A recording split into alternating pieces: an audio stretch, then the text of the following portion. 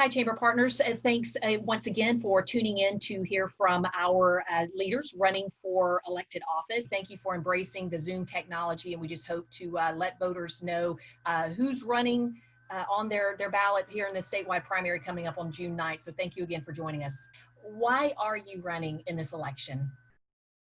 Well, thanks for having me again, Hannah. I appreciate the opportunity to talk to your group. I'm running because for decades, Hilton Head has had representatives for a very short period of time, and legislative change is a long play. And in order to continue to have a positive voice for the people of Hilton Head, we need to keep people up there. Our delegation has gotten stronger over the years, and I think that being there as long as I have has helped the voice for Hilton Head, and I want to continue to do that. Now, we've also started things and initiated things that need attention to get it over the goal line, because again, legislation is a long game. The Fusky Island and Hilton Head Island, they're great places. And in spite of this little curveball COVID-19 threw us, we're going to get back on our feet, and we can come back even better than we were before.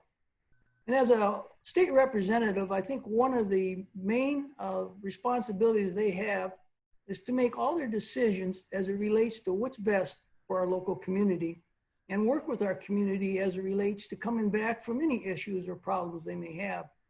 The other thing a local representative should do is communicate with their constituents. And this is a two-way communication process that brings information back from Columbia, as well as gaining information from your constituents, so you're making good decisions about the best interest of the folks here on the island.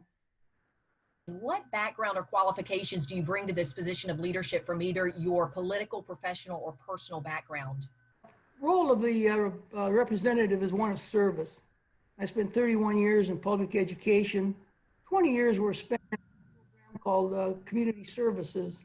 The purpose of that program was to integrate school and community services and provide programs for the community that would enhance education and enrichment in the community. And you worked with a large committee of government officials, health officials, social service officials. The whole community was represented. And the results of that, we provided programs from early childhood education, adult education, high school graduation, education as a second language, and college extension. We even built a senior citizen center, a library. So quite an extensive background in service to my community, and as well as working with governmental agencies and doing that. At the same time, I retired as a school superintendent. The process of working with state and local governments were very important in receiving school funds and dealing with some of the issues as we deliver curriculum to our students. And finally, I was fortunate enough to spend a year as an interim director of the National Community Education Association in Washington, D.C., and that gave me a nice perspective on what goes on there. So I understand community service, and I understand the political process.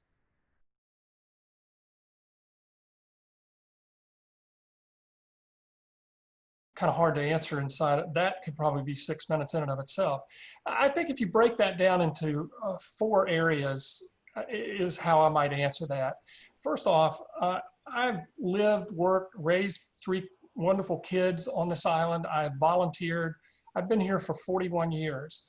I have been through the school system with my children. I've been the president of the Booster Club. I have been on the board of Technical College of the Low Country, been on the board of the Community Foundation of the Low Country, started volunteer programs.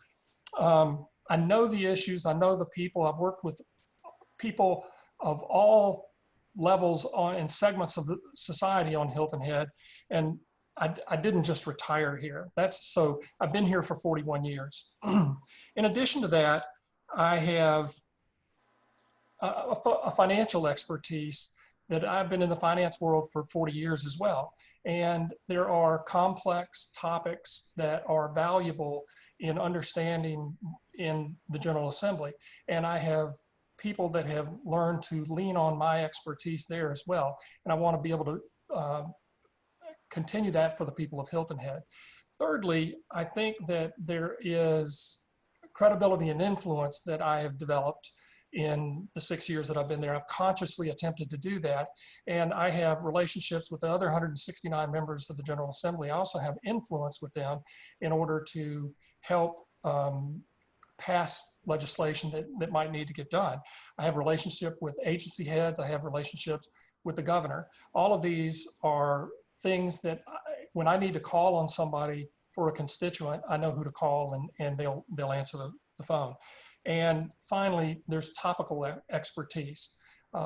My background in finance and business has put me in various positions, like for instance, the COVID-19 Small Business Regulatory Relief Committee. I've been on the Judiciary Committee, the Education Committee, the Pension Reform Committee, the Regulations Committee. All of these have given me an opportunity to have a voice for the people of Hilton Head and Columbia. If elected, what would be your 3 top priority areas for policy development or change in the state? Well, that's an interesting question also, because that's a little different than legislative priorities. But I think that from the primary thing that I would like to do is make sure that on the tail end of this COVID-19 pandemic, that we can get South Carolina reopened and make sure that families and small businesses are taken care of. At the same time, I want to continue to press for the change of discussion relative to education, and we need to move off the bottom of the barrel as opposed to where we are now. So I really want to get policymakers working on that. And then I want to continue the work that we have done on the pension reform and the pension, because I don't want the state of South Carolina to continue to pick the pockets of the taxpayers of Hilton Head.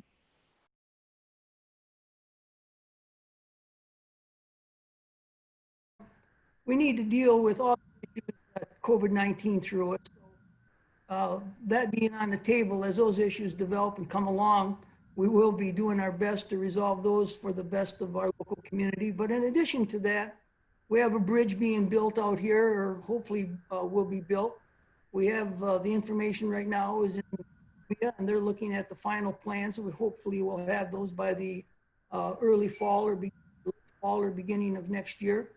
We're going to have to find some additional funds, either through the Infrastructure Bank or other federal sources. So it'll take some time and effort to make sure we acquire those funds. Another infrastructure problems, we're in the 2nd year of our 2-cent gas tax. We need to develop a plan for road improvement and road repair, make sure some of those dollars come back here. Another issue that's been on the agenda for too long is the whole issue of improving education for students and our teachers. And that's a half-hour discussion in itself, but we need to get on that, and we need to make some changes as how do we deliver services and getting all the tax dollars into the classroom at the lowest level as possible. The final issue is this issue on home rule. The home rule law was passed in 1975, and as time has gone on, they've taken more and more opportunities for local communities to make decisions that affect how they operate.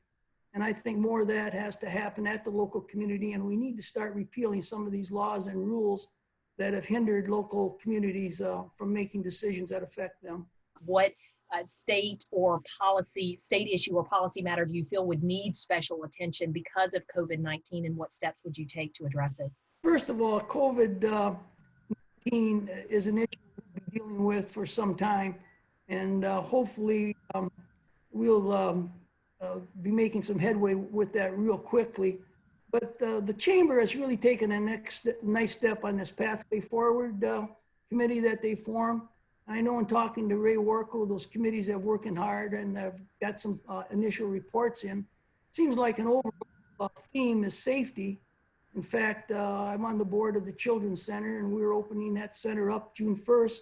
And that's been a real topic with us here lately. But as those issues develop and they come forward, I think it's important for your representative to be bringing all the resources he can or she can back from Columbia to ensure that we're resolving these issues here locally, and also bringing some of those issues to Columbia for discussion and help as well.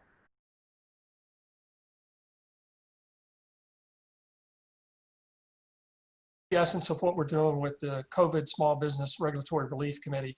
I'm the chairman of that committee, and what we've done is we've taken testimony from agencies and businesses, and we are trying to identify where the regulations are that are going to preclude businesses from emerging and thriving in a post-pandemic environment. That's a huge step, and I want to continue that work as well. What specifically distinguishes you from your opponent in this race? Well, the experience and qualifications we talked about before, I've lived and worked here for 41 years. I've raised the family here, and the personal relationships that I have with the people in Columbia, I have a personal relationship with the governor. We could pick up the phone and call the governor if we needed something on Hilton Head. I don't think that that anything that adds value to my constituents, and I think that that is unique relative to my opponent.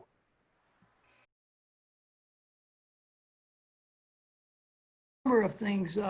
First of all, South Carolina has a part-time legislature. I'm retired and I can work full-time at this job.